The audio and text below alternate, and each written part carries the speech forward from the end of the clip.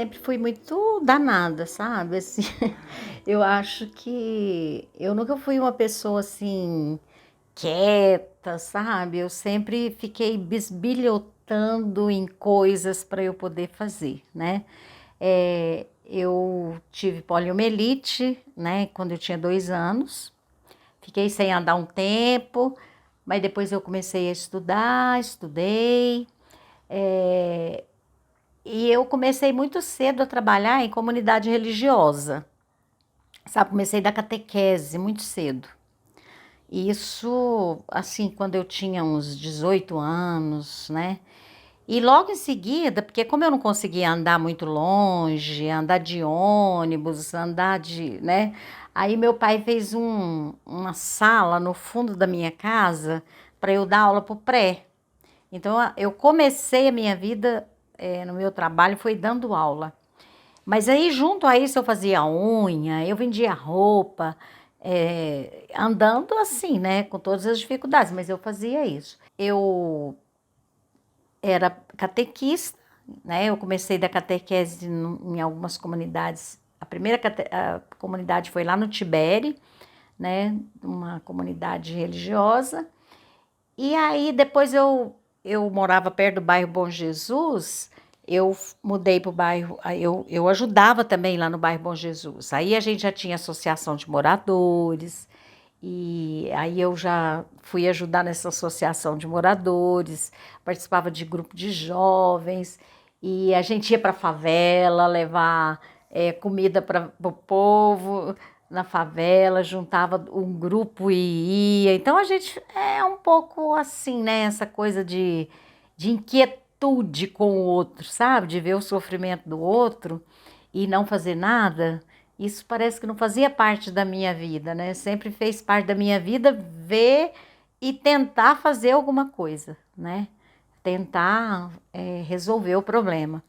Então, isso tudo me ajudou muito, né, a ter uma visão de mundo diferente, uma visão de ser humano diferente, né, porque a visão de ser humano individualista, né, é muito forte na nossa sociedade, já sempre foi, né, esse mundinho de cada um, né, e eu fui tentando fazer o contrário, né, o mundo da solidariedade, né? O mundo da partilha, o mundo diferente, né?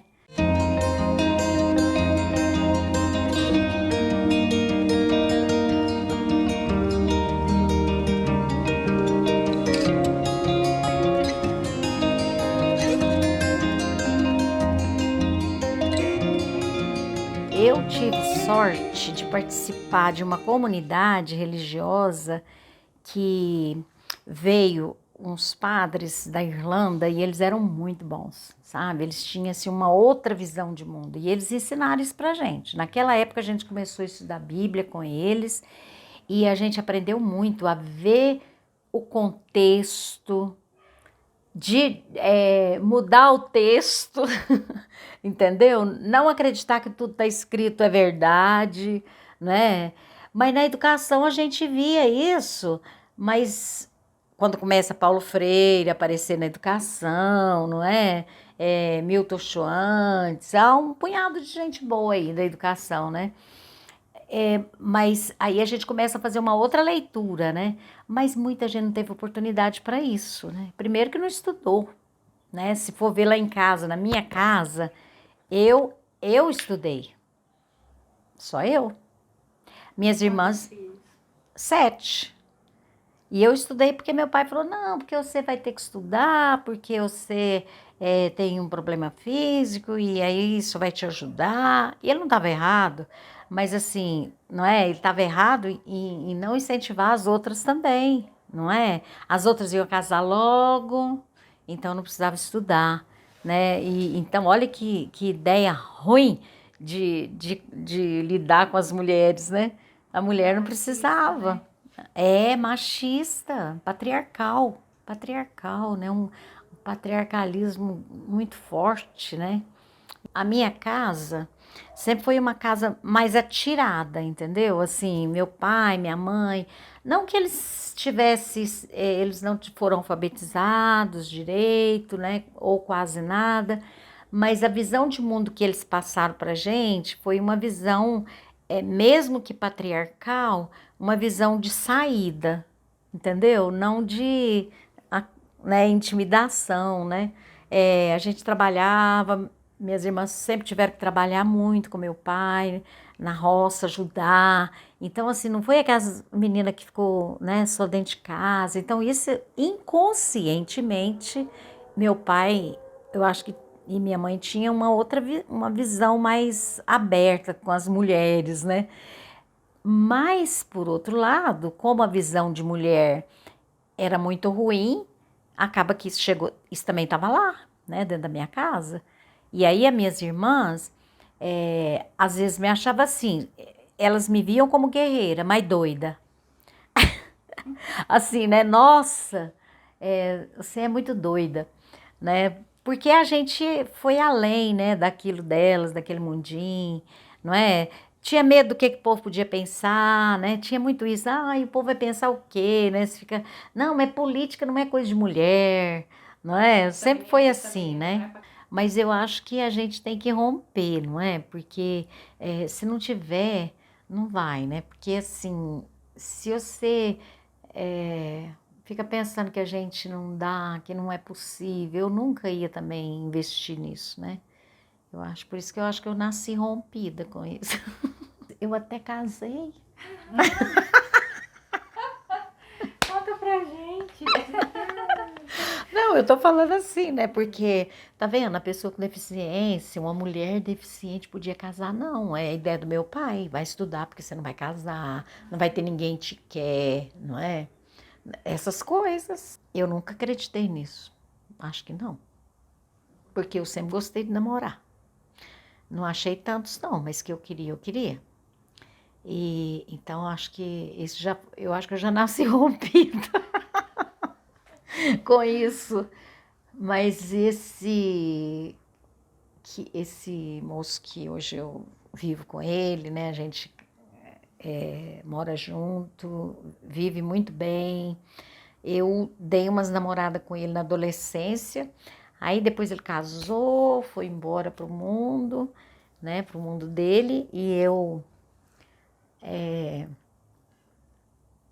também fui para outras coisas, não fiquei preocupada com ele mais na vida. Mas depois a gente encontrou. E aí a gente vive muito bem, sabe? Assim, ele é uma pessoa muito boa, tranquila, muito companheiro. Então é muito bom. Eu acho que eu nunca tive muitas amarras, não, sabe? Eu sempre fui muito assim, soltinha mesmo.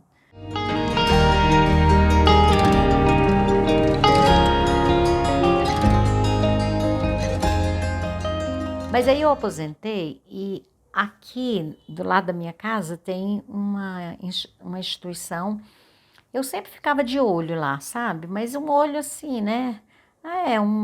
Algumas pessoas já tinham me chamado e eu nunca tinha ido para ajudar e tal, porque também o trabalho não me permitia.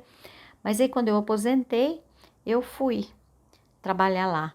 Eu entrei como vice-presidente de um moço e depois ele teve que sair e eu já comecei na presidência, sem saber muito lidar com isso, mas aprendi, né? E foi um trabalho assim muito eu para mim foi um dos melhores trabalhos que eu fiz na minha vida, assim, de libertação minha, de libertação, né, das pessoas com deficiência, porque aqui na rua ninguém podia entrar lá dentro dessa instituição, porque as pessoas que passaram por aí, como presidente, como diretoria, sempre ficaram achando que, sempre achava assim, não, eles têm que ficar isolados, né?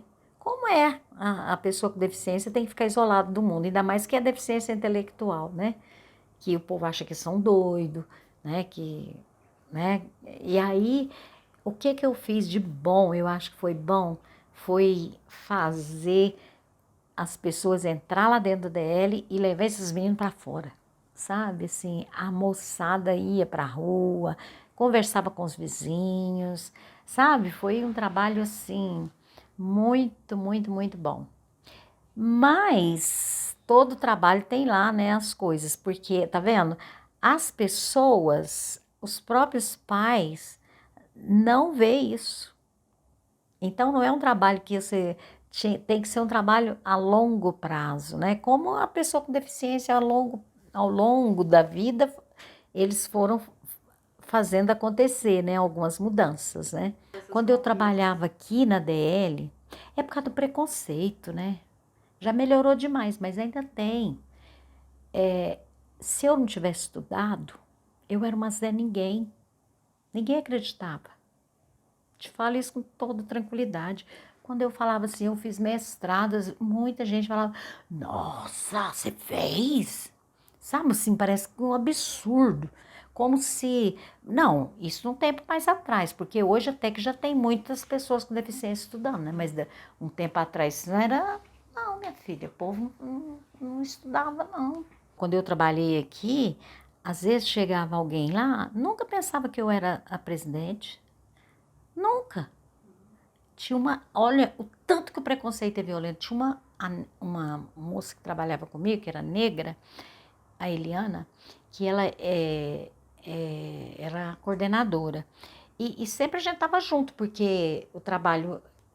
Eu era presidente, mas ela ficava mais lá, então a gente tinha que fazer um trabalho conjunto, né? Muitas vezes as pessoas pensavam que ela era pousuda, grande, né? Eu pequenininha, deficiente, andando com bengala. Você acha que alguém ia pensar que eu ia ser presidente de uma instituição daquela? Já ia chegando, já ia direto falar com ela. Não estou achando que não podia falar comigo, que não podia falar com ela, não. Eu só estou te falando assim, como que isso é forte, né? Como que as pessoas não vê a pessoa com deficiência com capacidade. Não é assim, não vê.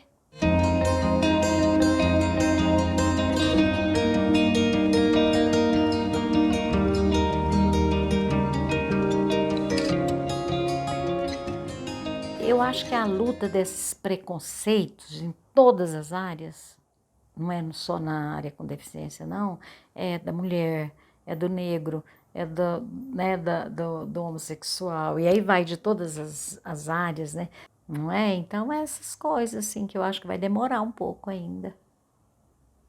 Aí a gente tem que criar resistência. São duas forças, né? Mas eu ainda tenho tentado juntar uns jovens, mas eu acho que tá muito difícil, mas eu não vou perder a esperança não, porque eu acho que é devagar, né? É lento, mas vai, né? É no caminho, né, que vai construindo, né? Não é parado. Não dá para ficar parado.